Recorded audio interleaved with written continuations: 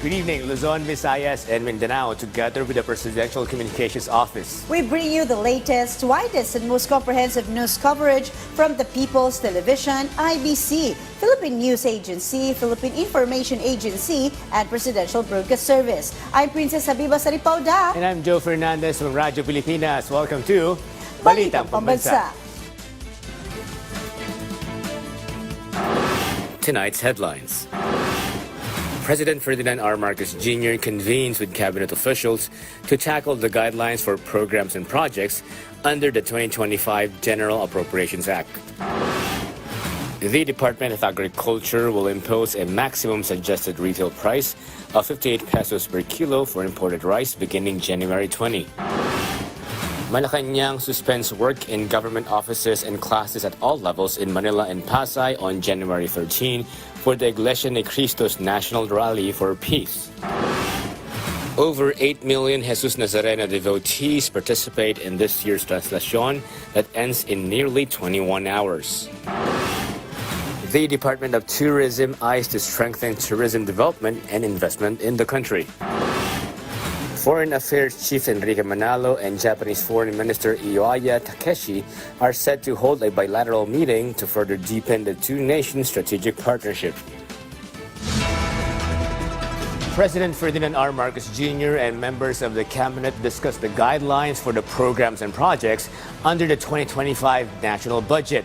The chief executive presided over a meeting attended by Executive Secretary Lucas Bersamin, National Economic and Development Authority Secretary Arsenio Balisacan, Department of Budget and Management Chief Amena Pangandaman, and Department of Social Welfare and Development Secretary Rex Gatchalian to discuss the respective priority projects of various government agencies included in the 2025 General Appropriations Act.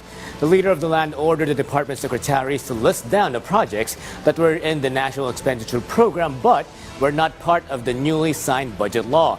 The president issued this directive after a detailed presentation of the budget items for each department under the General Appropriations Act.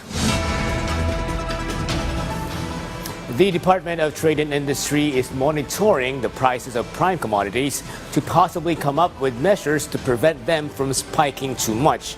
However, due to the prevailing situation in the country, the DTI revealed there's a possibility that prices of some basic goods will increase, but assures the hike will not reach 5%. PTV's Isaiah Merafuentes has more. Eliza goes to the grocery store twice a month. Since many are living with her, she tries to limit their grocery budget monthly, and she's worried prices of basic commodities might increase. Siyempre mahirap naman po, lalo na po sa kagaya namin. Walang ganong trabaho, mahirap po. But according to the Department of Trade and Industry, the prices of goods may possibly increase, but the agency assured it won't go beyond 5%. Actually, itong mga manufacturers na to, they really also understand the plight of the consumers. So, nakakaintindi sila. So, we also have constant conversations and constant meetings with them. Bread, sardines, noodles, coffee, and milk are seen to high cost. Meanwhile, the Department of Agriculture will set a maximum suggested retail price or SRP for imported rice at 58 pesos per kilo starting January 20. We cannot set it. We will recommend to the President price ceilings. Ang Presidente ang magdedeklara ng price ceiling. Currently, the price of imported rice reaches up to 65 pesos a kilo. The DA will also coordinate with supermarkets to ensure max SRP for imported rice will be followed. The DA has also started selling sulit rice at 36 pesos per kilo. This aims to bring down rice prices. Maybe a little, because of course, if more people buy the sulit rice, then the demand shifts. Mag-move yung demand from this 5% rice to sulit rice. So, a full launch of sulit rice is expected in the coming days. From PTV Manila, Isaiah Merafuentes, Balitang Pambansa. Malacanang has announced the suspension of work in government offices and classes at all levels in Manila and Pasay. This is due to the National Rally for Peace organized by the Iglesia ni Cristo, where 1 million participants all across the country are expected to attend. The Memorandum Circular number 76 was signed by Executive Secretary Lucas Bersamin. The suspension aims to ensure the event runs smoothly. However, agencies that provide essential services like healthcare, disaster preparedness or response, and other important services will continue to operate. The suspension of work in private companies and offices will depend on the decision of their management. The Metropolitan Manila Development Authority, or MMDA, is all set to handle various tasks, including the holding of a rally by a religious group and rehabilitation of a major thoroughfare. The MMDA will deploy over 1,000 personnel and various equipment for the National Rally for Peace of Iglesia ni Cristo, or INC, on Monday. Several roads in Manila will be closed, like Katigbag Drive, Roas Boulevard from UN Avenue to P. Burgos, TM Calao, among others, for the said event. Meanwhile, Mindanao Avenue will be temporarily closed to give way to the construction of the Metro Manila Subway project, particularly Tandang Sora Station. Motorists will be given access to Mindanao Avenue northbound diversion road starting tomorrow, and a traffic rerouting scheme will be put in place so as to not inconvenience motorists as much. While for the part of the Department of Public Works and Highways, or DPWH, it is already preparing a traffic management plan for the planned rehabilitation of the southbound part of EDSA. Rehabilitation work on the said thoroughfare is expected to be completed within the year. The Traslacion 2025 was held for almost 21 hours, authorities say. This is longer compared to its holding last year, which was only almost 15 hours. Over 8 million devotees attended the iconic religious event, which was secured by 14,600 personnel from the Philippine National Police, Philippine Coast Guard, Bureau of Fire Protection, and other government agencies. 15,000 emergency preparedness and response office staff of the Civil Defense are deployed, while personnel from the Metropolitan Manila Development Authority were on standby for a peaceful and orderly staging. Marami kasing factor na kino-consider. Unang-una yung pagsimula pa lang natin doon sa Quirino Grandstand, medyo nabalahaw na yung ating andas. And pangalawa, nandun pa rin dahil siguro sa paniniwala ng ating mga devotee na kababayan, talagang pilit pa rin lang inaakyat yung andas. Nakakatuwa naman kahit ganun na nangyari, at least hindi naman nasira yung andas. And despite na naputol yung tali talaga at early stage ng ating translasyon, makikita natin na nagawan pa rin paraan at nadala pa rin dito na maayos. In a nutshell, the Department of Tourism not only aims to make sure to attract more tourists to the country, but also convince them to keep coming back because of the worthwhile and memorable experiences they had here. How? PTV's Alan Francisco reveals in this report. For 2025, our focus in tourism will not only be limited to tourism promotions. It will continue with tourism development and will include tourism investments. The Department of Tourism has various plans to develop the tourism sector. In the program Bagong Pilipinas Ngayon, Tourism Secretary Cristina Frasco stated that their efforts will not be limited to tourism promotion. They will also continue to focus on tourism development and tourism investment. They are working with the private sector to ensure an increase in accommodations and structures in the Philippines that will cater to foreign tourists. We are very grateful that the Philippine Hotel Owners Association has committed to work with us in implementing the Philippine Hotel Infrastructure Strategic Action Plan na na-launch natin to address the growth in room keys. Secretary Frasco also emphasized they will continue to prioritize programs that promote the Filipino culture. That is through the continuation of our Philippine Experience programs.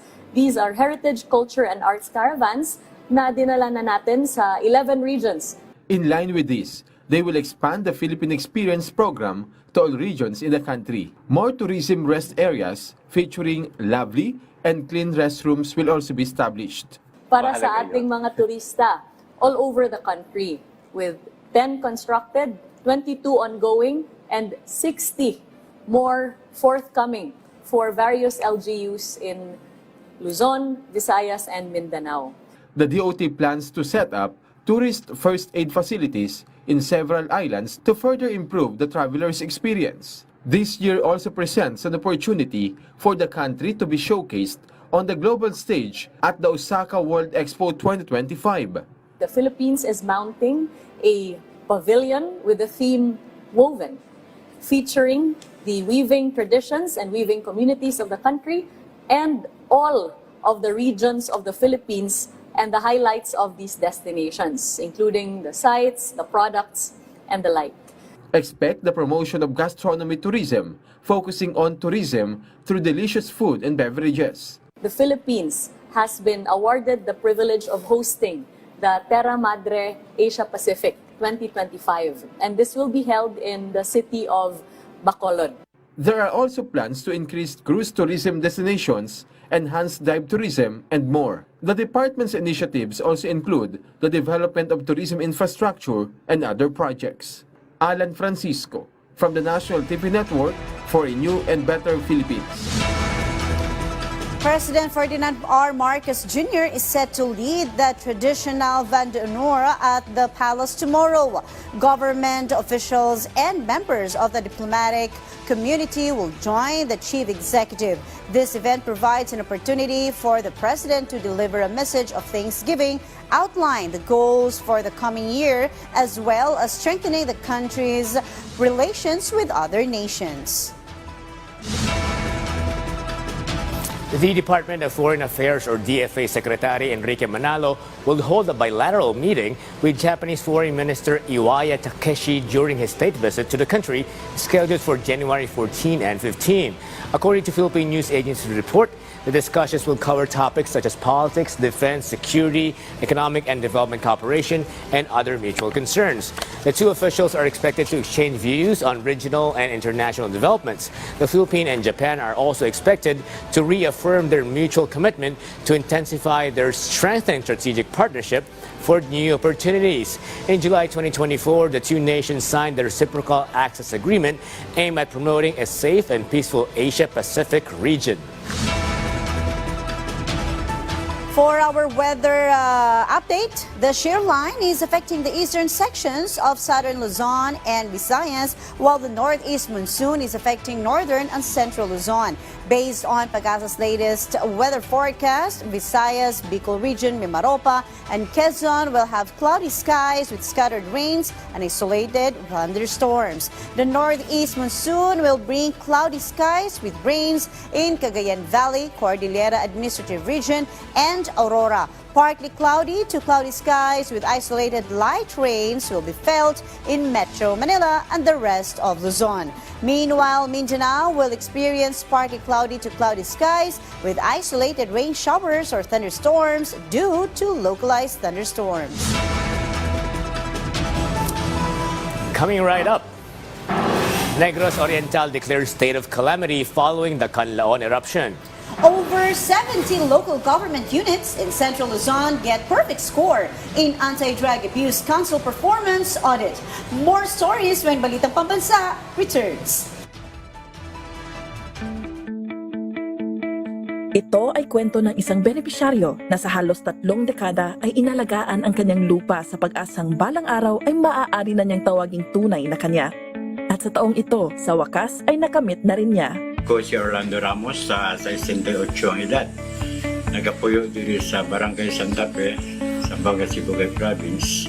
O isa ko sa mga ARB beneficiaries. Ayon sa kanya, ang paghihintay ay may kasamang mga pagsubok habang inaalagaan niya ang kanyang sakahan simula noong 1995. Ito ang kanyang pangunahing pinagkukunan ng kabuhayan dahil hindi niya natapos ang kanyang edukasyon. Noong ika-24 ng Mayo, isa siya sa mga personal na nakatanggap ng titulo sa isang okasyon na pinangunahan ni Pangulong Ferdinand Marcos Jr. sa tulong ng Department of Agrarian Reform. Mahigit 8,000 titulo at 12 ektarya ang naibahagi sa mga magsasaka ng Zamboanga mula nang nanungkulan si Pangulong Marcos noong Hulyo 2022. Noong araw na ito, nakamit ni Orlando ang kanyang pinakaaasam na titulo para sa mahigit 2 ektarya ng lupang kanyang sinasakahan. Salamaton ko sa atong Agrarian Secretary, walay lain kundi si Conrado Estrella, sa programa sa Agrarian Reform. Labaw na gyud sa atong presidente nga si President Bongbong Marcos. Ug naisa pa nga sayang nga magi, diin mismo dito siya nga nagsugod ang agrarian programa. Nakakaasa naman po kayo sa budget na ito. Ipapagpatuloy at papalawigin pa natin ang ating serbisyo sa inyo alinsunod sa ating Philippine Development Plan ng 2023 to 2028. Titiyakin namin na mananatiling prioridad ang social services. Kasama na rin dyan ang edukasyon ayon sa mandato ng ating saligang batas. Pati na rin ang kalusugan. Sisikapin din po natin na ipagpatuloy at ipapagpapatupad ang ating economic services kasama ang infrastruktura at agrikultura upang mapalakas pa ang ating ekonomiya at malabanan ang kahirapan na dulot ng pagtaas ng presyo ng bilihin at kalamitan.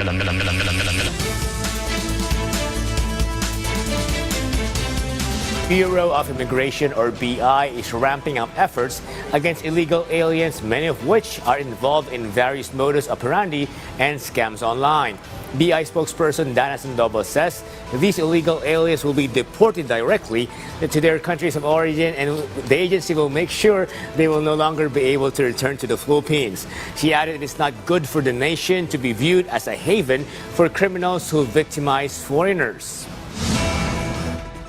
Jurisdiction is yung status nitong foreign nationals na ito. So kung halimbawa wala pong ma-file na case against them, they are set for deportation. Pag dineport naman po natin sila, Sir Mike, yan po ay diretso blacklisted.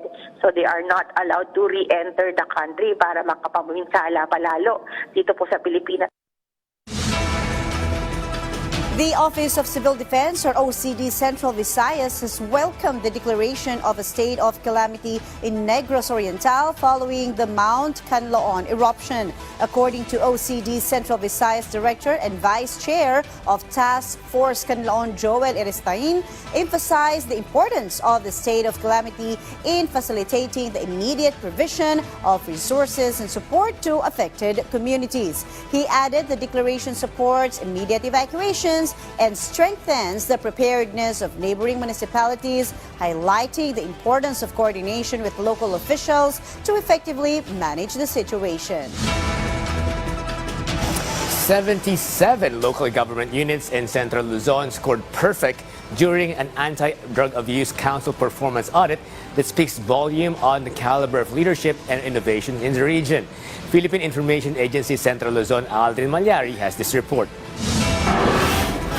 A total of 77 LGUs in Central Luzon were cited for obtaining a 100% rating in the recent Anti-Drug Abuse Council or ADAC performance audit. DILG Bureau of Local Government Supervision Director Debbie Torres said that out of the 77 LGUs, 26 were hailed as national awardees, while the remaining 51 were recognized as regional awardees. The recognition and excellence for the Anti-Drug Abuse Council's performance audit speak volumes on the caliber of leaderships and innovations in the region. National awardees include all towns in the province of Aurora, namely Baler, Casiguran, Dilasag, Dinalungan, Dingalan, Dipakulaw, Maria Aurora, and San Luis. Criteria for determining high-functional ADACs include a rating of not lower than 80% in barangay ADAC with high functionality,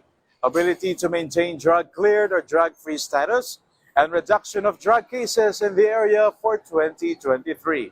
From the Philippine Information Agency Central Luzon, Aldrin Malyari for Balitang Pambansa. General Santos City has introduced a digital platform to simplify business permit renewals. The system combines online services with in-person assistance and has already processed thousands of renewals. Harlem Ferolino from the Philippine Information Agency Sergeant tells us more.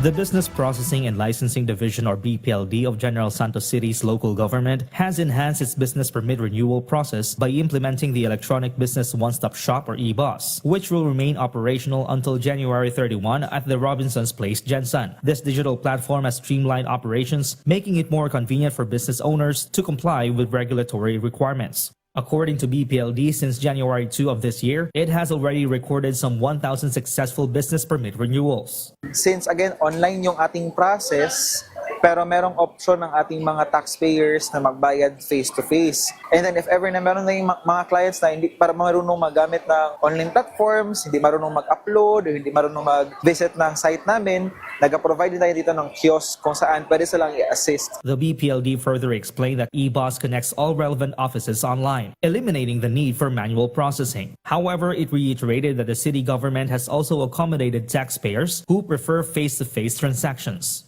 Tapos sa online, mag-reply man yan sila kung na-receive na nila for processing.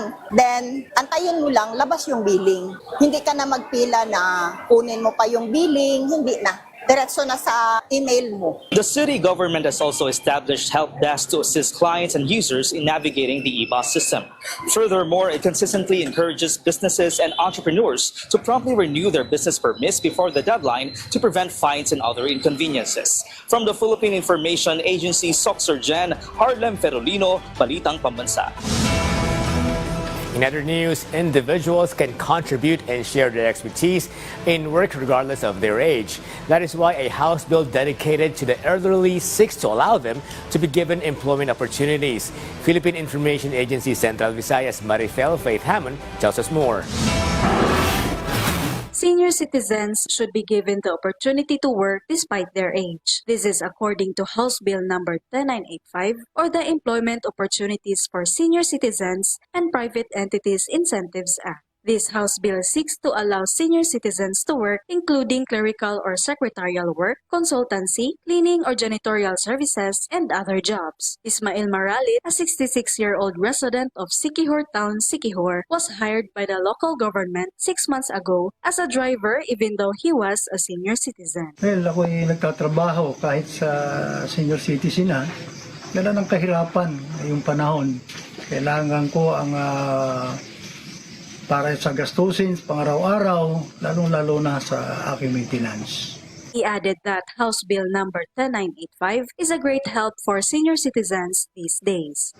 Kayong panahon talaga ay kailangan ng mga senior citizen ang maghanap buhay pa. Kahit na nga ang iba dyan ay sinasabi natin na senior na pero may kapasidad pa rin upang makapagtrabaho. According to LGU Siquijor Executive Assistant 1 Roger J. Cazon, senior citizens like Ismael Maralit can still contribute their expertise for consultancy while giving them an opportunity to earn to support their family. Senior citizens can also be used sa ilang mga expertise. Ang ilang mga expertise can also be used for consultancy. Makatabang po sila sa economy. Instead of sitting down at home, they will also be earning money to support their family. From the Philippine Information Agency Central Visayas, Marfel Faith Hammond, Balitang Pambansa. Good news, residents in Basilan are expected to receive improved and higher quality health services as the Basilan Medical Center has been upgraded, increasing its bed capacity from 100 to 500 to accommodate more patients in the province. Philippine Information Agency Basilan's Nilda de los Reyes has the full report.